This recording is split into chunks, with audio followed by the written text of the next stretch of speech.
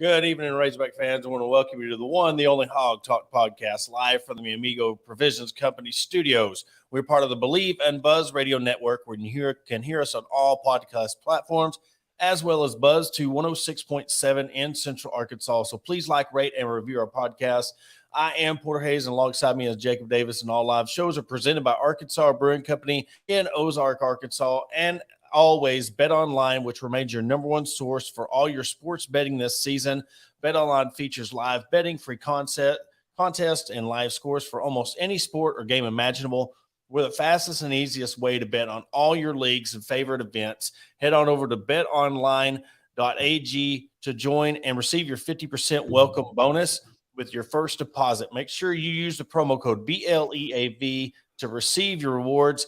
Bet Online, where the game starts. And Jacob, we want to start off announcing a new sponsor to the Hawg Talk podcast. It's the Sterling Soap Company in Paris, Arkansas. And it is honestly, it's not what you think when you think of soap companies. I mean, they have shaving, they have beard balms, they have fragrances, I went over toward the facility on Friday, and this is a local, they produce it in Paris. I mean, they started in Boonville, got too big, and then they produced their own line there in Paris, just kept growing and growing. But right next door, they also have a roastery where they make their own coffee beans. But the coolest thing is they sell more product in Italy than they do the United States. And two local people, Rod and Mandy, got to meet with them. So they're going to be the sponsor of our 15-minute segment with Ethan, which he will not be on this week. He's just swamped with articles and everything going on. So we'll bring him on next week. But Jacob, to kind of recap a busy week it was. I mean,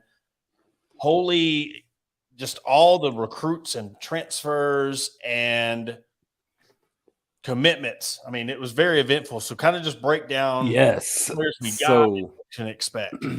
So it was very tough to stay on top of things. Honestly, I didn't know anything about one of the defensive back commits decided to announce that he was committing. It just came out of nowhere. Jaden Allen committed on Friday morning about 11 o'clock. He became the sixth commitment of the 2024 recruiting class, four-star quarterback out of Aledo, Texas. He committed to Arkansas over Alabama, Tennessee, LSU, Texas, USC, and Michigan State, and others. And then I talked to Courtney Crutchfield a couple of days ago, and he was really excited about his commitment that was upcoming. And he was also another four-star guy that committed around probably 2:30, 3 o'clock on Friday. I think it was 3:15. It says he was a four-star wide receiver out of Pine Bluff. He committed to the Hogs over several other Power 5 schools. And, I mean, it pushed Arkansas up to the 17th ranked recruiting class. He had 17 receptions for 517 yards and 9 touchdowns last season. Also, he's like a 3 or 4 sport athlete, plays basketball, track, and baseball. Then they also landed another kid out of Little Rock Mills. He was formerly from Pine Bluff Dollarway, Charlie Collins. Also goes by Charleston. That's his formal name. He is a defensive lineman, comes in at 6'4", 250 pounds. Overall, the 179th prospect in the country, 4-star. Let's see here. He committed to Arkansas. I know that there was a heavy lean towards LSU. Arkansas didn't think they were going to get him early on, but he committed to Arkansas over Alabama, Auburn, Georgia, and LSU. And then today, the good news kept on coming, as Arkansas, as we know, has been in need of some tight ends. They have had quite a few solid options with Luke Kaz and Ty Washington there. They also needed to add depth. They had Nathan Bax, a former walk-on, who's a physical athlete. He'll go and block his butt off there on the line. Not a really big threat out of the backfield or off the line as far as receiving. But Arkansas landed him. He was this guy is I'm going to probably butcher his name, but Varkeus Gums. He was the second team all freshman out of North Texas. He started the last 6 games of the season. 6'3", 235-pound tight end. Obviously, he's got some good size, solid size. A guy that caught 34 receptions for 458 yards, 5 touchdowns as a redshirt freshman. Has 3 years left to play, and so Arkansas, man, now you've shored up your depth issues at defensive tackle. You shored up your depth issues at tight end. Arkansas is just on a streak as far as commitments go. This is probably the best cycle that I've seen in 1 week that Arkansas has gotten better as far as gaining commitments and getting your transfers in. This has been the week, and then four 4-star players, and then another tight end out of the portal. I'd say this is a W for Coach Pittman and his staff this week, who have put a new importance on recruiting. Yeah, and what I'm looking at the tight end, and you know how I've said the past 2 years how important this tight end is, and I know I overstate how important it is, but you look at, like we said last week, with the deep threat in Burks, and you get a couple of deep threats. Now you've got a guy at 6'3", 235 coming in. 3 seasons. You're not getting these transfers that are one and done. You're not getting some of these guys that are coming in and they're hoping to just come in and produce and get to the NFL. This kid's coming in and he's going to have 3 seasons of eligibility. And I'm telling you, 6'3", 235, that's going to be hard to bring down. He's going to be hard to bring down. It's kind of like a C.J. O'Grady, DJ Williams type. Exactly. Without watching any film on him, I'm curious to see how he blocks. We know, he catch and touchdowns and stuff like that. But I mean, with them running this zone read and how they're going to be utilizing Jefferson and Rocket and the running backs, that's going to be just as important to blocking. And having a guy that size on the end at 6'3", 235, I mean, that's going to be huge when it comes to the blocking schemes. Especially downfield blocking too. That's very important, because when you're switching from more of a hurry up, no huddle offense, and you're needing to block more downfield, because you're going to be utilizing the whole field instead of just the boundaries and short stuff. This is what Dan Enos needed, as a guy that maybe can get downfield and apply some blocks of some linebackers and safeties too. So I think this is a very key addition to the tight end room, especially a guy that has college experience, unlike the 2 that they have right now they played 1 game fully together. And Haas is just a true freshman too. So this is a big deal for Arkansas. Well, and another thing with your tight end position, I mean, you don't need – you look at the third down conversions and defense, letting the defense, allowing the opposition to really just kill you on third down conversions. You have 2 tight ends where you go to, you're going to have to play the whole field on defense against Arkansas. You're going to have to respect the running game. You're going to have to respect the receivers. You're going to have to respect the running backs coming out of the backfield, and you got to respect the receiving core altogether. This is in the works of if they can bring this all together with Enos and Pittman. I mean, they have a concoction to where they can have, by the time their non-conference schedule is over with and they go into SEC play, this could be a huge successful team, and that could make an 7, 8, 9 win season, because we still have to look at this the schedule, even though it's not as tough as it has been. You're still playing in the SEC. You're still playing in the SEC West. But I love the direction this is going with the depth. We have preached depth for the last 4 years. I do wish they would get some more linebacker help, because you think about Bumper Pool, Grant Morgan, just how they were beat up. You know, you're playing half the season injured, but yet you're still out there playing because there's nobody behind you to pick up the slack. Right. But I really like the direction that they're going with this football team. And again, getting it all together, getting everybody involved who can bring this thing together, and having a fresh start on offense and defense with your coaching staff. Everybody's excited. You're getting everybody. You're getting players coming in that's excited. You're getting the coaches that's coming in excited.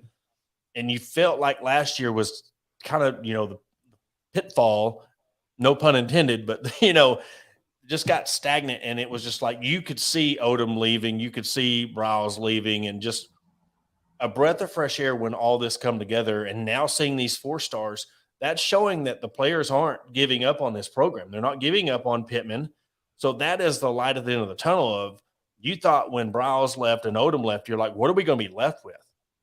But they ain't missed a beat when it comes to the recruiting. That's all that matters, getting these kids in.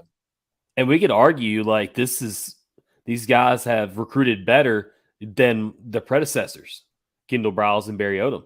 Yes. Like, well, that's what up happens. and down. Care about where you're at. And when you have that hunger to do better, when you're Enos and you respect Pittman, you're not here just looking for another job, or you're not here just to help out and build a foundation. That's what happens. And this is what we need. And that's what Arkansas, I mean, you give this, I'm not saying it's going to be a down year this year, because you know what can happen. Look what happened. We didn't expect anything. They won 9 games. Right. But you give this core some time, and they're recruiting like this without having a full season underneath their belt together. That's what's scary about this.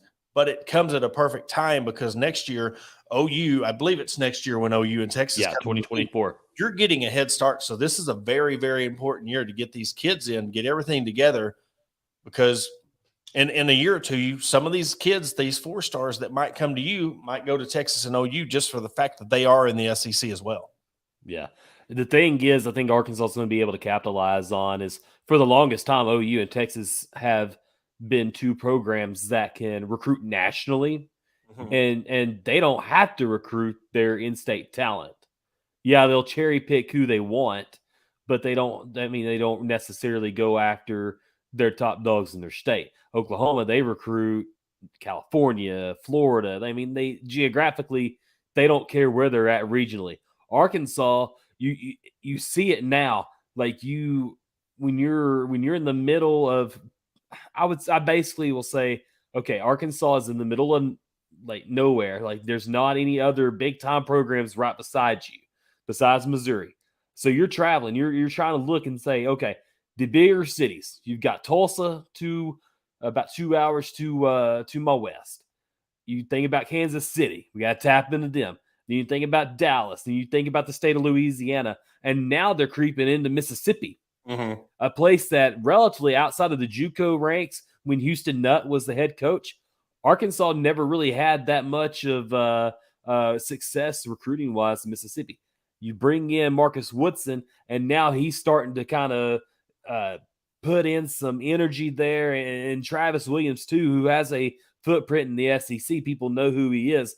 Like, these guys have a track record of being successful, whether they're the Auburn, UCF, or Florida State. These guys are known as great recruiters, and now they have the ability to say, hey, you look around here, Arkansas has what everybody else has. They have the NIL. You can get paid with the NIL stuff too.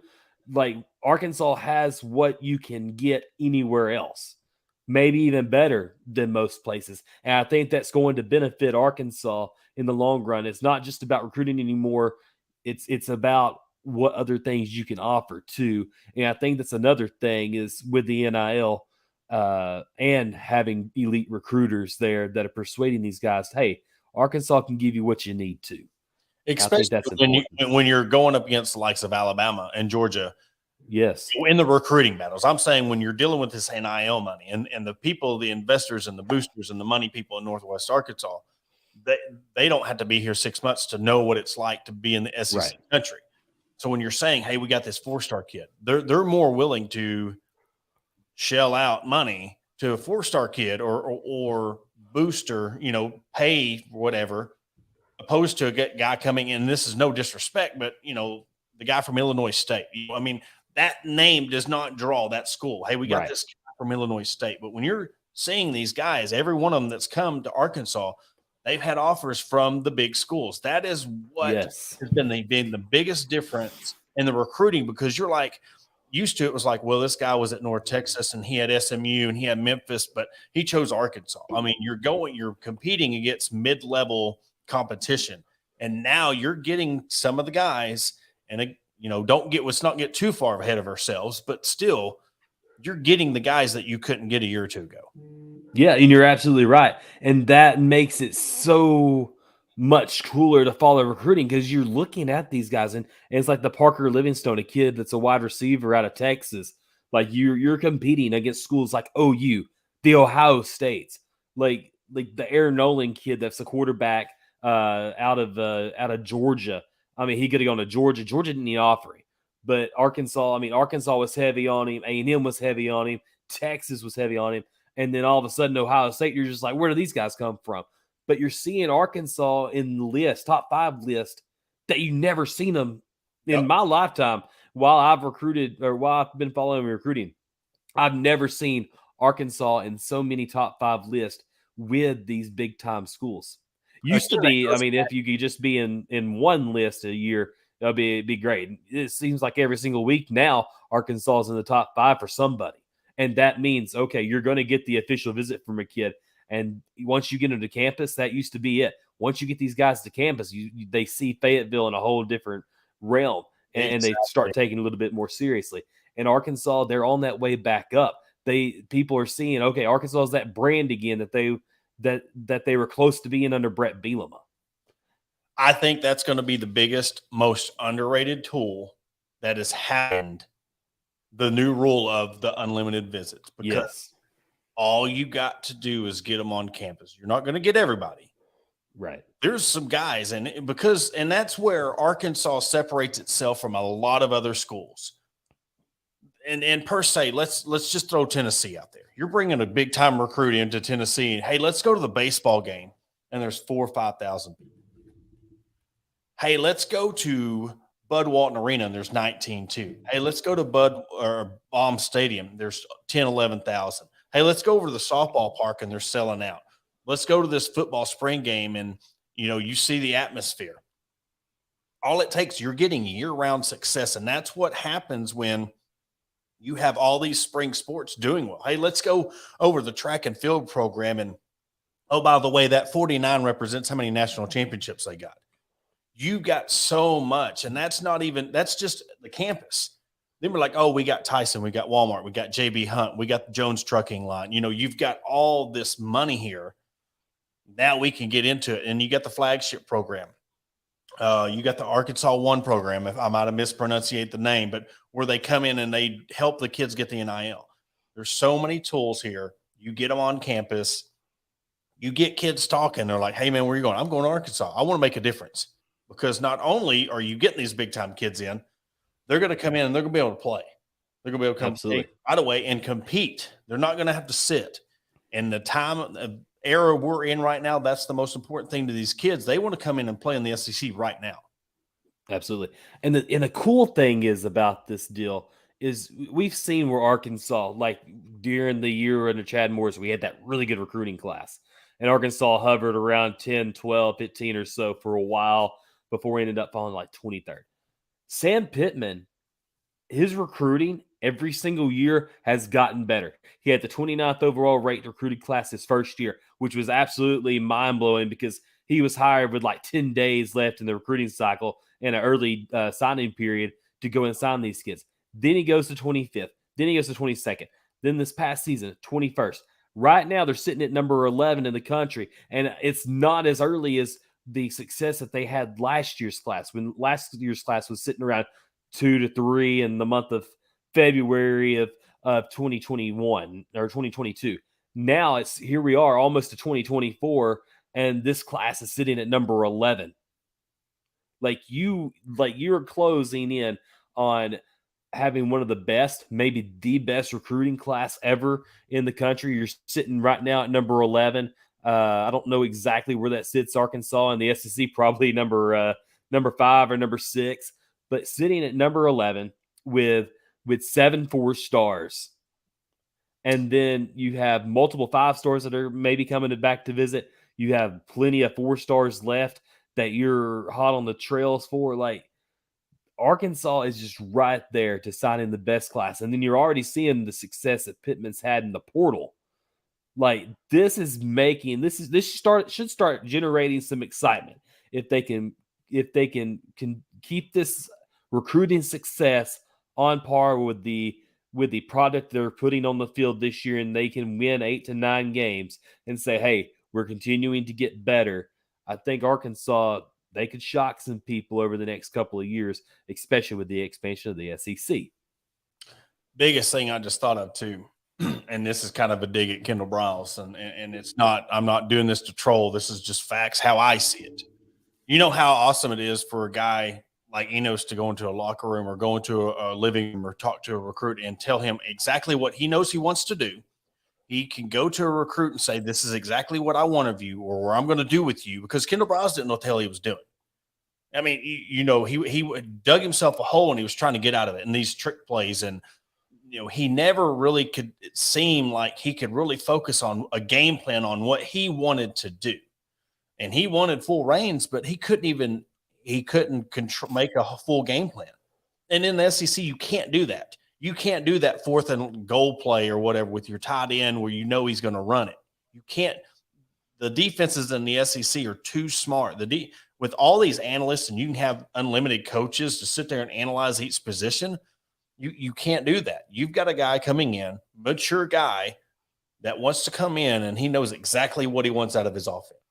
And everywhere he's went, he's made that offense better. And now I know we had when he first came, everybody's refuting the stuff at Maryland, but you got to realize Maryland is almost like Arkansas playing in the Big East. I mean, Maryland is an East Coast school playing in the Big 10. It's way out, West Virginia playing in the Big 12. So you're trying to recruit in Maryland to get a kid. You're going to play majority of your home games in Maryland, but yet you're playing all over the Midwest. It's hard to do that. So you got to cut the guy some slack. And Maryland's never been one of them chest beater programs that, it's like Rutgers and Maryland, or, sometimes Northwestern's done good. You're looking at those programs like a Purdue.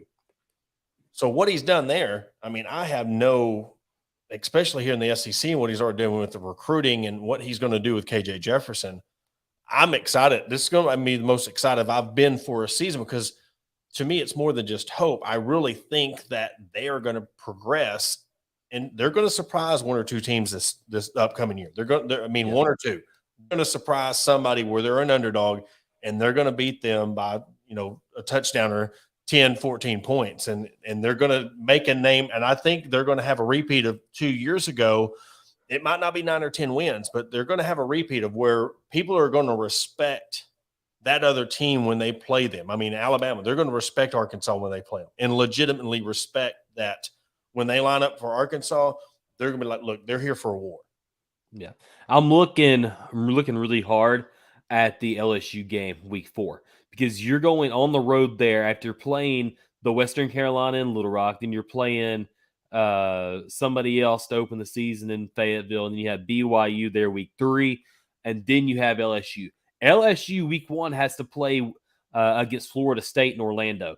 That's going to be a tough game for them. We're going to find out exactly how good or how good either of those teams really are. I'm really focusing in on where is Arkansas at week 4, because Arkansas, I think they can be 3-0 coming out of that. They're going to be focused, and then they're going to have to go to Texas A&M. Then they're going to have to go to Ole Miss. Then they're going to have to go to Alabama before coming back home. That's 4 games in a row away from Fayetteville, and then you get Mississippi State at home and for 1 game, and then you're going back to Florida on the road. Like, it's going to be tough in that 4-game stretch on the road. Where is Arkansas's head going to be at? because LSU's either going to be really physical or they're going to be like, I don't really know. Are they going to be improved under Jaden Daniels this coming season? Are they going to be as dangerous as what we think they're going to be? Or are they going to have a down year and disappoint? That is a big time matchup in Baton Rouge week 4 that I'm really anticipating seeing, because I know I'm not trying to pump everybody up or try to get them to drink the Kool-Aid just off of, because I was completely wrong of what kind of season they were going to have last year. But I think an 8 to 9 win season is within expectations, especially with the members of the offense you have coming back, and some of the defensive philosophies that I think Woodson and Travis Williams are going to bring to Arkansas this year. I think it's going to be different. I think there's going to be more energy there, energy focused. And I loved, and this is what I'm going to finish on before going back to you. I love what Travis Williams said a couple of weeks ago during spring practice. He says, I don't want you guys to play to have your mind so set on not messing up. Play free, and then basically everything else would come together. Play free. Stop playing with technique, making sure you don't mess up the technique. Play free. Play with your mind, because your mind is what's going to help you. And I think that's what I think there was so much of a focus on bend, don't break under Barry Odom, but this is more of a renewed focus under Travis Williams and Coach Woodson. I think it had to do with execution. There was no halftime adjustments. There was no belief in the team, and you could just see it all fall apart on the offensive side and the defensive side. I think it was all emotions. I think it was that, and you had half your team hurt. You lost Catalan at the beginning of the season. Bumper Pool was the way he was, and he was hurt and trying to give it his all, and just all that internal. And then you just think about it when everybody's frustrated and you just see the wheels falling off. Everybody turns on each other. It's just emotions. It's not like they really hate each other. It's just the way we are. And when you get that belief and you get, like you said, go out there and have fun. Let's go have fun, execute, and everything will fall into place. And I agree with everything you said at the LSU game, because Arkansas has always played them tough. Now, if you would flip-flop and say Texas A&M, I would totally disagree with you, because Texas A&M and Missouri, we have to win those games. And because if you want to move forward in this program, you've got to stop letting these teams – and I don't respect Texas A&M. I know they've had our number. I know Missouri's had our number. But I don't respect either one of those programs, because I know it, and we throw the records out. I know Arkansas is better than them. I mean, Jimbo's got all the money in the world, and they go 3-7 last year. What they finished? They were 3-5 and 3-5 in the SEC. I think 5-7 overall. Yeah, and Missouri's the same way. But it's like it's that pesky gnat that always or it's like the tortoise and the hare. You're going to beat them in a race, but then they always end up beating you at the finish line. But you have to win those games. I think those are 2 must-win games, and I think the Mississippi State game is a must-win as well. Because it's going to be a hard-fought battle against Alabama. It's going to be a hard-fought battle at Florida. We don't even need to go there with the reffing situation and all that stuff. But you get Auburn at home, Mississippi State at home, and then you get BYU, Kent State, Western Carolina. But this season builds up. I mean, because you've got a decent game. BYU is going to come in ready to play. But with so much uncertainty going in the SEC with the quarterback situation – you don't have Levis. You don't have does Mississippi State still have Rogers? Does he still? Yeah, they do, but they are switching offenses too. And I was watching some of the spring game for State, and they don't. I mean, right now they don't look comfortable as far as the offensive philosophy switch. But I'm sure Will Rogers is an experienced SEC quarterback, or it could end up being like the Casey Dick from Houston Nutt to Bobby Petrino, where it was a lot of trial and error there too. Well, and even Alabama's got the new quarterback. He torched us on run. He didn't torch us passing the ball. He torched us running. So, you got a defensive coordinator that can shore up that run and make him pass. You have a chance to, shut him down. Now, you've got to score on their defense, but it's still – I really think that if Arkansas can, beat LSU at LSU and beat Texas A&M, it's going to have the reverse situation of what happened last year of just – things falling apart. You get those 2 wins in a row, and you're 2-0 going into Ole Miss. I mean, anything can happen. And I think that's what this team needs with the belief, and then you get the results. That could be a huge game changer what could be the turnout for a great season for Arkansas. Yeah, and I like what Sam has said too. He said the energy and the emotional state in the locker room matches kind of what the 2021 team had. Whether that has any kind of deal bleeding over into this season or not, it is encouraging to see from a coach's standpoint that says, okay, I kind of feel better about the makeup of my roster right now and where they're at in their minds, whether or not we're going to be a successful program this season. So it is really encouraging to have your quarterback returning. If you haven't gone to hogcountry.com, there's an article about Cole Kubelik and what his thoughts were on the spring game, going over from the Kendall Browse to the Dan Enos situation there. You can check that out. I think there's a video link to that with his podcast, the Cube Show. I love Cole Kubelik. He's a really good guy. Anyways, but yeah, there seems to be a positivity there in that locker room right now that cannot be mirrored. And I think that Arkansas is going to continue going through this summer fighting, and you're bringing back your quarterback, you're bringing back your running backs. You saw flashes of capability at wide receiver. I think defensive backs is going to be the biggest question because they were the worst team at one point in all of college football, whether it's D1, D2, D3, and AIA. They were the worst pass defense in the country. And how are they going to be able to flip that with the roster additions and the guys they have coming back too? So there's a lot of things to keep your eye on going into the summer workouts and stuff. But I'm really feeling good about the mental state and the physical state of where this Razorback team is right now. Yeah, and we'll discuss this more after the break. We'll come back here in a quick, short, brief moment after a word from our sponsors, and we'll continue the conversation. If you got any questions for us or comments, drop them in the comments, questions, and we'll be sure to answer them when we come back after the break. At Fordham Lee Distillery, our bourbons look as amazing as they taste. A delicious, high rye bourbon aged over 6 years. Fordham Lee is a company founded on the principles of great folks and spirits worth remembering. Look for Fordham Lee brands at Walk-Ons, Liquor World, Buster's, and soon everywhere in Northwest Arkansas that serves fine spirits.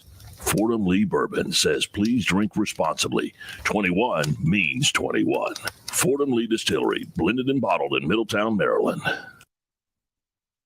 Shelby Taylor Trucking serves all your timberland needs in South Central Arkansas. With over 50 years in the industry, Shelby Taylor Trucking has established themselves as trustworthy leaders in the industry. From planting to harvesting to hauling your timber, Shelby Taylor Trucking is ready to serve you.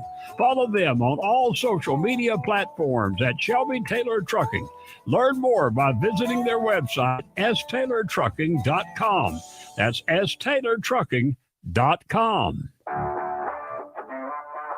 McCoy Tiger Drug Store of Sheridan, Arkansas has been the top pharmacy in all of South Central Arkansas since 1895. They were also the 2020 Good Neighbor Pharmacy of the Year. They not only fix you up with your prescription with timely and friendly service, but also an elite gift shop. All your OTC needs, baby and wedding registries, tuxedo rentals, and much more. They are located at 821 North Rock Street in Sheridan. Give them a call today at 870-942-5121. And we want to welcome you back to the Hog Talk podcast. It's a brief word from our sponsors, Arkansas Brewing Company. If you're looking for a place for a cold drink and some delicious food in Ozark, Arkansas, look no further than Arkansas Brewing Company and Restaurant. Located at 201 South 1st Street, our establishment offers a wide selection of craft beers and tasty eats. But what sets apart from our welcoming atmosphere and friendly staff at Arkansas Brewing Company and Restaurant, you'll always feel like the part of the family. Visit us today and see for yourself what makes us the go-to spot for locals and visitors alike. Come for the drinks and stay for the friends. Now, Jacob, give us a word from our sponsors at Amigo Provisions Company. Yeah, Amigo Provisions Company. They you can catch all their stuff at amigoprovisions.com. You can get their 5-star Frio Razorback camo shirt and hat, their lightweight Frio Tech shirts are just as cool as they are comfortable. Wear this for a quick afternoon fish out on the lake, or go and take it and wear it to the tailgate on opening day. It feels the best way to wear it's when it's between 60 and 95 degrees. They say, I like mine. Go get yours. It's soft weight material, button down collar, side and arm ventilations to keep your armpits cool. No shrink, no drying or fast drying, and they're also officially licensed by the University of Arkansas. Get it today, amigoprovisions.com. And we come back to a response or comment from Brady Burke. Recruiting is looking as solid as I can ever remember. I mean, yes. I mean, if you want to look at the circumstances of how the season ended to where we are, I mean, they've knocked it out of the water. I mean, when it comes to recruiting and what they've been able to do with shoring up what you need to do on defense, because I'm telling you, you can have the running backs and the receivers and the quarterbacks, but you got to be able to stop people. And I think when you didn't have the depth and then you're trying to run that 3-4 set, and then people are just picking you apart in the zone, and then you look at the Alabama game and the backup quarterback Milroe just comes right and just gashes you like you couldn't ever stop a zone read. When that's what you go up against in practice every day with KJ Jefferson. You would think with a style of offense like that you'd have been able to stop a similar style. But that just shows you the talent, and that shows you the depth, and that just shows you what separates Alabama, and Georgia, because we can say that now with Alabama and Georgia and the rest of the SEC. Absolutely. You think about you talking about the transfers and what they've added defensively. You get a Anthony Booker, aka Tank, 6'4", 320 pounds out of the portal. He's from Maryland. You get Trajan Jeffcoat, who says Fayetteville, man, has the best college atmosphere of any town in the country. He comes over from Missouri. He was a former All-SEC performer his sophomore season. Edge rusher, 6'4", 270. You think about how much they struggled defensively, stopping the pass. You go get Jaheim Singletary, a former 5-star defensive back, and he came from Georgia. You get Alfareem Walcott, a safety out of Baylor, 6'2", 219 pounds, big rangy guy. I forgot to add Singletary's height there. He's 6'2", 185 pounds. You add Lorondo Snacks Johnson, a cornerback out of Baylor, 5'11", 181. You add, he was a former 4-star, a former All-American Athletic Conference linebacker, Antonio Greer out of South Florida. Yeah, South Florida, they're not known for being a great football program outside of those 06, 07, 08 teams. But hey, that's okay, because he is a all-conference defender.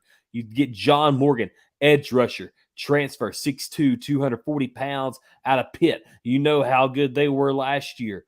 And, I mean, look, dude, like you're going and shoring up depth there at every single position of need. And they're continually, whether it's a transfer portal or in high school recruiting, they're adding guys not just for depth, but guys that are going to be able to be impact defenders right away. And that's what's important right now as far as Arkansas football is going in recruiting. Brady says an outlook for O-line. And then Randy Milliken says better recruiting eventually will translate. Better recruiting will translate. I think both of us are clicking on it at the same time. Sorry. But it will translate into more success. Yes, that end all. That is the main focus here. I don't think it's eventually. It will. I mean, you get better recruiting and you get these kids, and that's where this NIL and the transfer portal is made. Last year, look at the two guys that in the SEC who were complaining the most about it, Jimbo and Nick, because they don't want other teams to get their players and get other players and kind of make everything fair. They want to be the kings. And I don't even know why we're saying A&M's the kings, but when it comes to recruiting, A&M's been able. But that just shows you, and I was wondering, how long is that going to last, that year after year after year? And it's funny, you had tweeted something out before the show about all this talk and no success, and you look at Texas A&M. You could look at Arkansas. I'm not going to lie. going to piss a lot of people off, but you can look at Arkansas being that same thing, how passionate and how, Arkansas is about their teams, but the lack of championships when it comes to the football and basketball program compared to how much and how passionate the fan base is, you can kind of put yourself in that same situation. But Texas A&M don't have anything. They've not done anything when it comes to the national landscape. They're trying to bark up the same tree with Alabama and Georgia, and they don't have the success to bark up that tree. Yeah, and they had that one season where they could have gone and got to that upper echelon of college football tiers, and that was the 2020 season when they went 8-2, 9-1, something like that. But they were that close. But it's 1 year, and you think about the issues they had with the fellow that was before them. His name is escaping me right now. Kevin. Who was the head coach? Kevin Sumlin. Yeah. He had all that success down in Houston, goes to Texas A&M and has a Heisman winner. Well, it gets fired for, and brings in Jimbo Fisher over from Florida State. And he's won the same amount of games as Kevin Sumlin did the whole entire time. It's crazy to me that A&M, just throws all money out the door. But, I don't know exactly what's going on behind closed doors there, but they're not content with continually going 8-4 in the SEC, paying $7 or $8, $9 million, however much they're paying Jimbo Fisher. But going back to Arkansas, yeah, they like to dish it, but they like to dish it out to Missouri the most. But one of the biggest things that I was surprised with was SEC Mike, and we're gonna have him on the show in a couple of weeks. I reached out to him and trying to get him on probably close to the middle of May.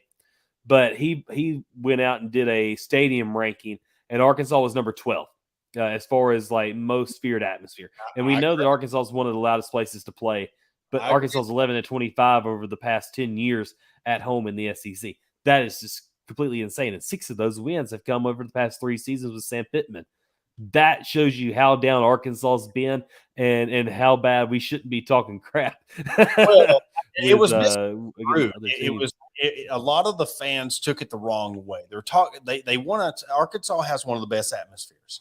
You can't. That's undeniable. You can't deny that. The best. But when it's saying toughest places to play, Arkansas fans, you got to pump the brakes. You can't let North Texas beat you. You can't let Western Kentucky come in and beat you. You can't let these teams like Toledo come in, Liberty beat you, and you say you're a toughest place in the SEC. You can't have the SEC record that you have and say that, well, why aren't we the toughest? Because let's compare it to the KJ Jefferson deal when he was ranked as the 12th or 13th best quarterback in the SEC. You can make an argument of how much success he's had and where he's grown as a quarterback because the results are there.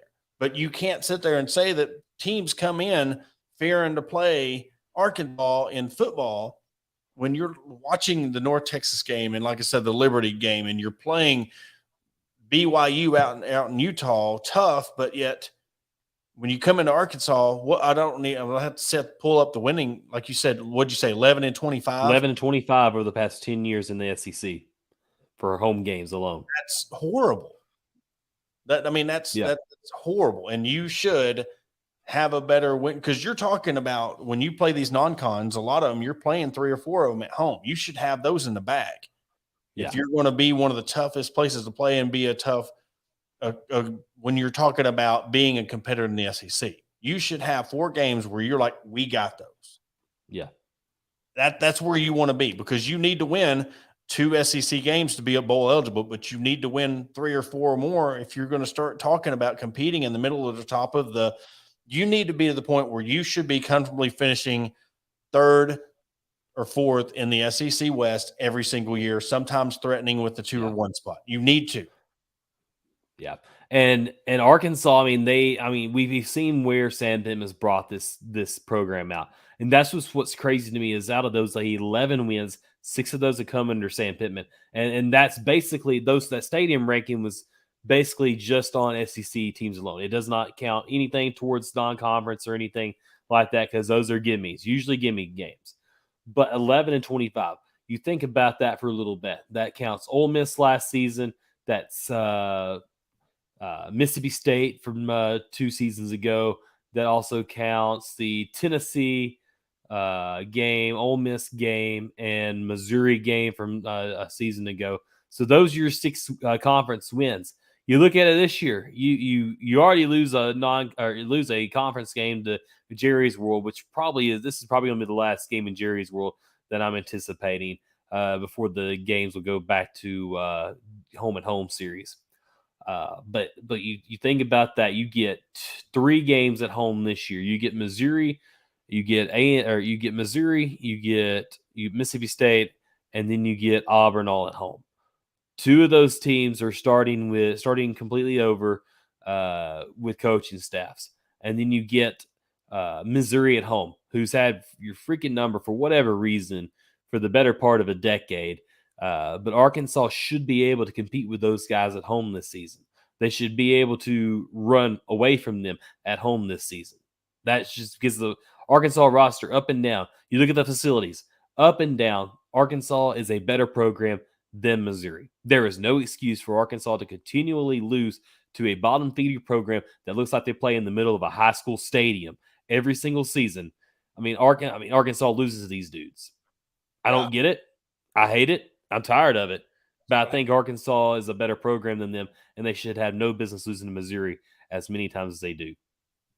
Well, and it's like we talked about the LSU. I'm sure LSU feels the same way about Arkansas as we do Missouri. They're like, how are these guys hanging with us? It's just when a team has your number, they have your number. And until the momentum changes, it's going to be that way. I mean, Arkansas seriously is going to have to win 3 in a row for this thing to start turning around. I mean, you can't just win one time and then be like, okay, we got their number. You got to do this 2 or 3 years in a row to where this is like, okay, enough's enough. We've got the upper hand. We're ready to compete, but we don't know what's going to happen with this new alliance or pods or divisions. We don't know what the schedule is going to be like moving forward when Texas and OU come into the play. Yeah. We don't know who. Ross. Sorry, I didn't mean to interrupt you. Well, we don't know who they're going to be. Right. Yeah, Ross Dellinger from Sports Illustrated, he kind of leaked out a little bit of stuff as far as like the permanent rivals. I think it was for Arkansas, it was Missouri, Texas, and Ole Miss. And that's good. That's favorable. Now it really sucks when it comes to the LSU game. And this is what I don't know. But this is where that 11-25 comes into play. You know, they already took the Thanksgiving game away from Arkansas and LSU. Now they're thinking about completely taking Arkansas and LSU away from the permanent schedule. That just shows you need to start. If you want what you want in the SEC, you got to start producing, especially when it comes to football. You can't sit there and be like, we're 11-25, and then all of a sudden, why are we getting these schedules? Why are we getting noon games? Why are we getting 11 o'clock games? Why can't we start winning?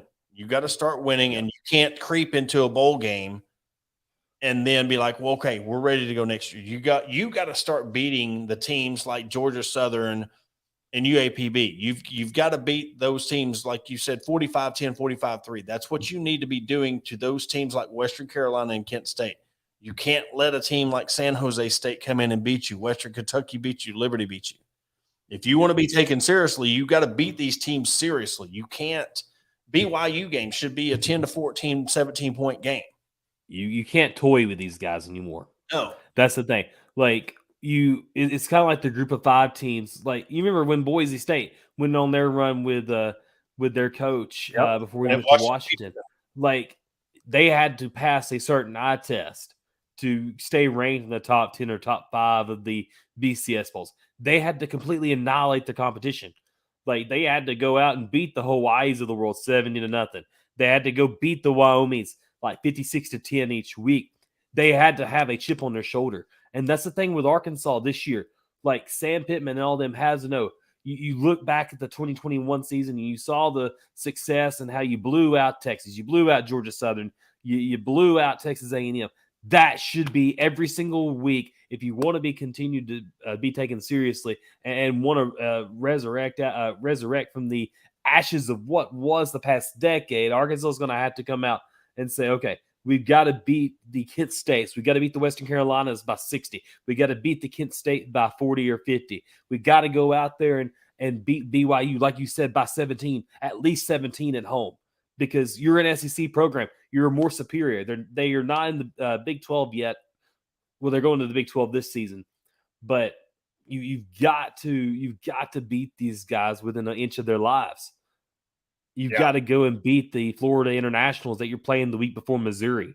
You got to stay focused. It's a grind, and that's the thing. Like where is Arkansas's minds going to be at? And we talk about it very often throughout games. Like when you're up 14-0 or 17-0 against Texas A&M, like you were in Jerry's World this past year, you got to say, hey, keep the gas pedal down on the floor, keep it on their throats, and go out there and win. And I want to see what kind of focus they are, where they're at this year.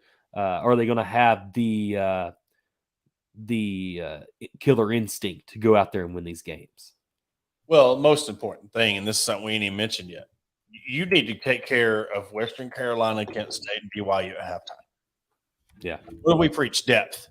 If you're going to get depth and you're going to develop depth, there's no better way in game play. You need to take care of each three of those, at least the first two, by halftime, and get the second string in, get them developed, get some depth moving, and then do the same thing BYU, because I'm telling you right now, you don't do that, and you're squeaking out wins against Western Carolina, Kent State, and BYU. When it comes to that gauntlet of at Ole Miss, at Alabama, Mississippi State, at Florida, you're not going to have enough to play Auburn, Florida International, Missouri. And guess what? You're probably going to get beat by Missouri because you're so beat and torn up, and that's what's happened. You get these suckers at the end of the year when you're depleted and you're beaten and you're tore up from the gauntlet that you've went through.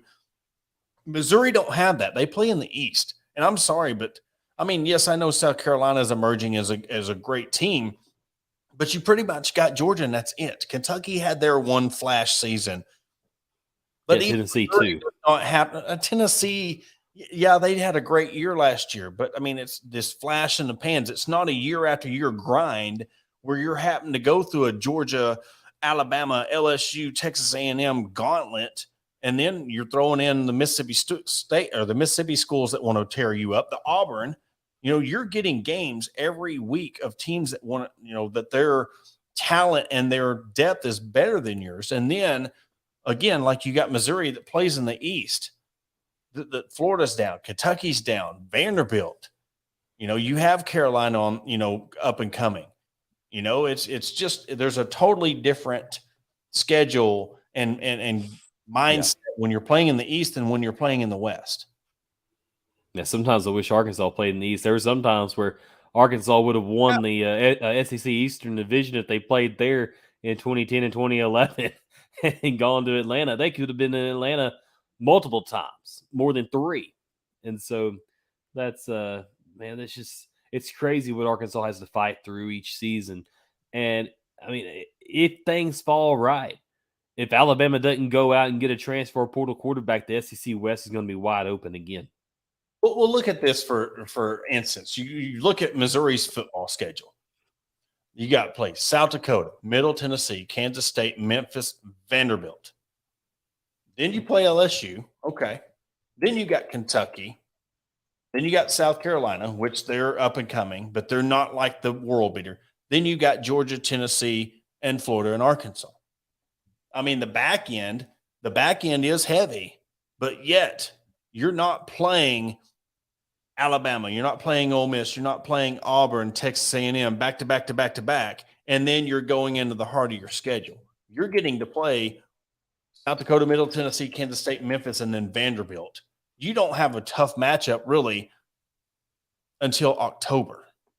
I mean, that's a huge difference when you look at schedules and look at the schedule of an East team compared to what a team like Arkansas has to go through playing in the West.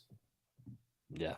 And that's kind of like what Ole Miss had to face this year. They started 7-0 for goodness sakes. Everybody's like, man, they're a top 5 team in the country. And then the moment they played a team that was worth a dang, they got out there and got their butts handed to them. And that's the thing with Arkansas is where are they going to be at after this non-conference slate?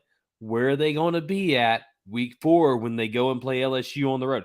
Where's LSU going to be? Because like I said earlier, they're playing Florida State to open the season. Heck, they could be 2-1. They could be 2-2 in week 4 and totally out of the college football playoff race already with 2 losses. That's what's crazy about their start to the season. But I want to see where Arkansas is. I think week 4, you truly find out where Arkansas is going to be at for that season when you start going to Baton Rouge that week. And that's the thing in time. They don't have a time set for that game. That's going to be a big difference of night game would be awesome. If that's I don't know. I don't know if you want to go down to Baton. I mean, being dead serious, right. Doing nothing. Oh yeah, I know. No disrespect to Arkansas. You want them at noon. You want them at even at 2:30.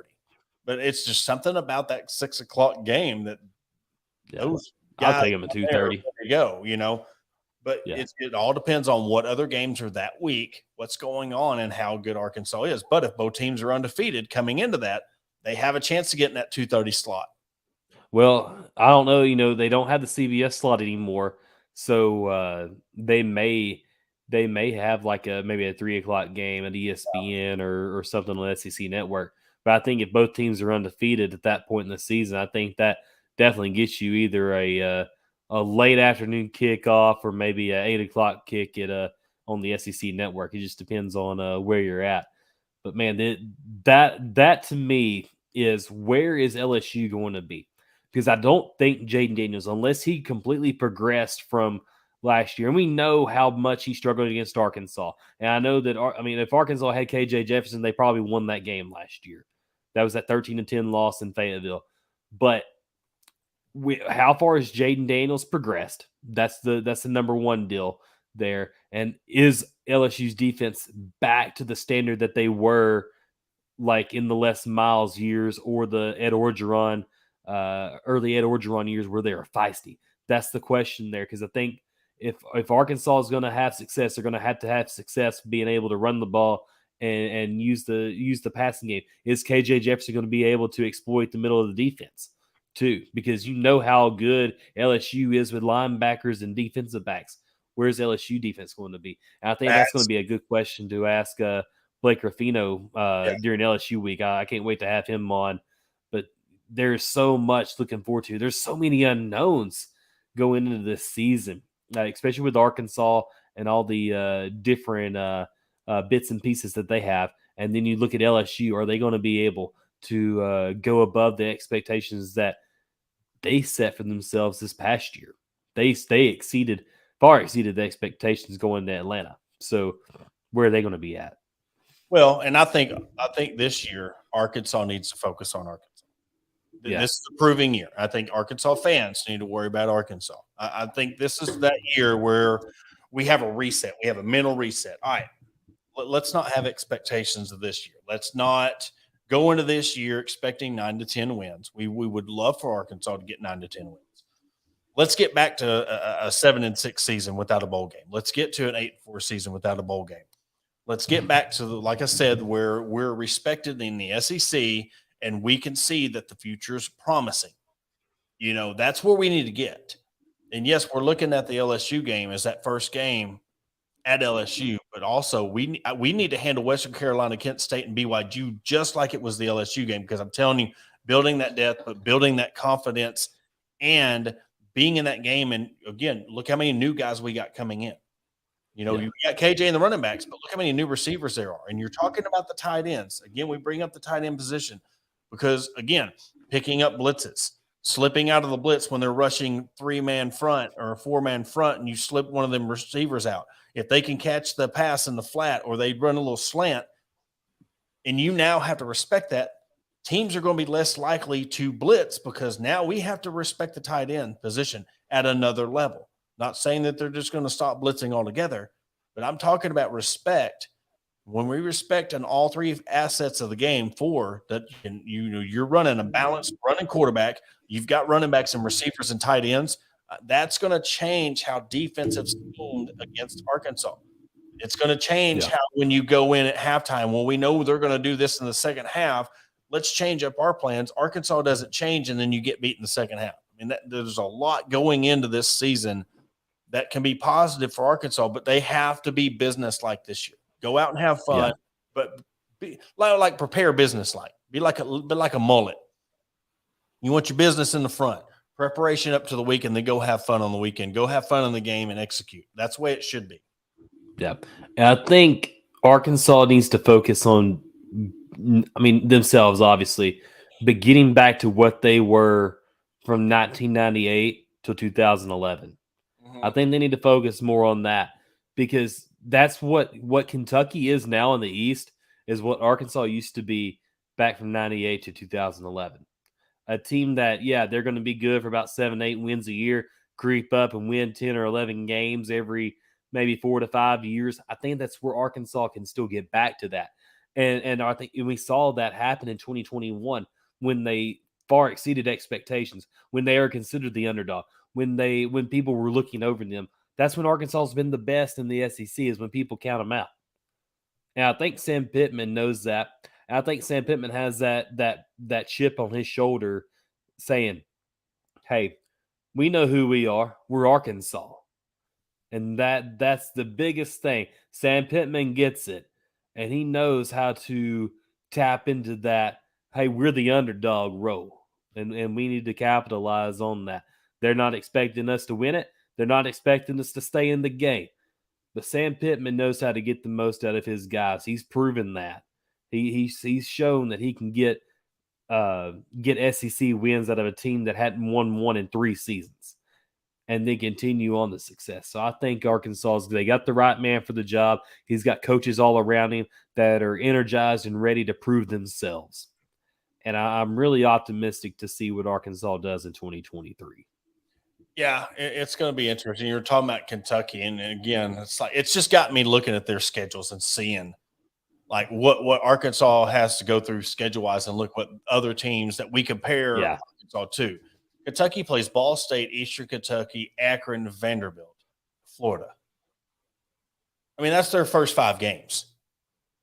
And you wonder why they're 4-0 and 5-0 every time, and then they play Georgia. Then they got Missouri, Tennessee, then they play Mississippi State, Alabama, Carolina, and Louisville. So, I mean, you're looking 1, 2, 3, 4, 5, 6, 7, 8. They should win 8 games next year, 7, 8 wins because of the schedule. I dropping it, you got South Carolina, drop South Carolina, Alabama, Tennessee, and Georgia. There's 4 games right there that they should lose. But, I mean, it just shows you just how much tougher it is when you're looking at these schedules on the Western side, on the Eastern side compared to the West on what they have to go through. I mean, it's insane. And this summer we'll break down, schedules and teams, and we'll really start having people from other SEC schools to outlook their season. It's really going to be a fun summer. We're going to have a lot of good guests and stuff like that. And we didn't even get to the baseball sweep, but I'm sure baseball fans are so upset about, the first sweep. I think it was since 2018. Since 2018. Yeah.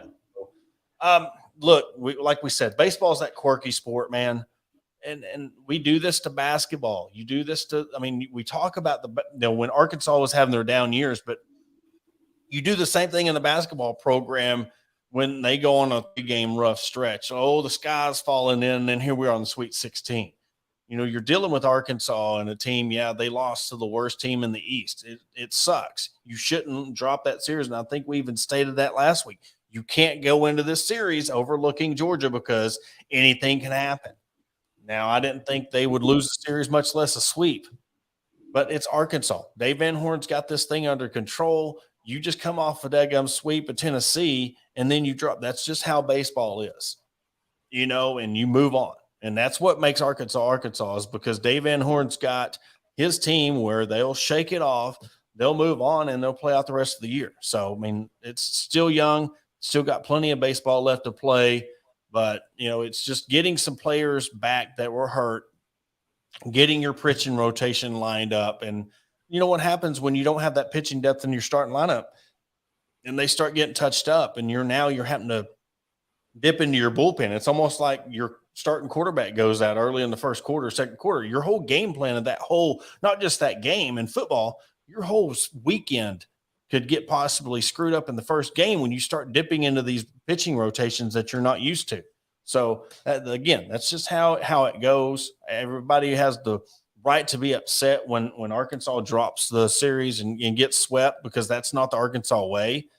But again, taking it to the extreme and saying the sky's falling in, and here you watch and they end up in Omaha again. You're like, all that for nothing. It's just, like I said, Dave Van Horn's done it too many times for you to sit there and doubt him and doubt this team.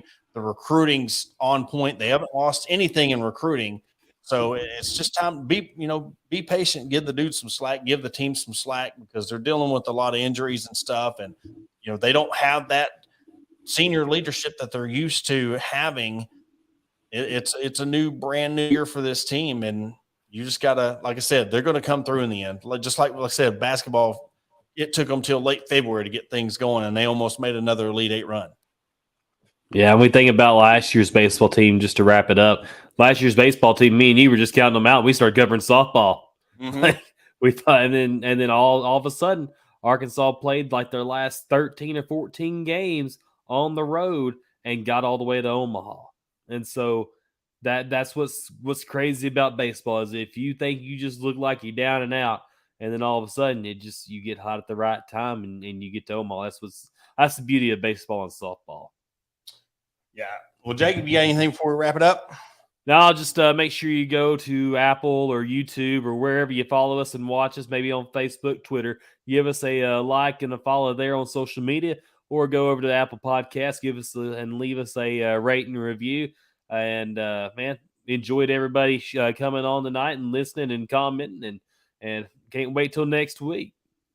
Yeah, we'll catch you again next week. Again, this has been produced by Arkansas Brewing Company in Ozark, Arkansas, and Bet Online. We'll have the weekly women's sports report coming to you Monday or Tuesday, lining up the guests depending on their availability. But for Jacob Davis, I'm Porter Hayes, and we'll catch you next week.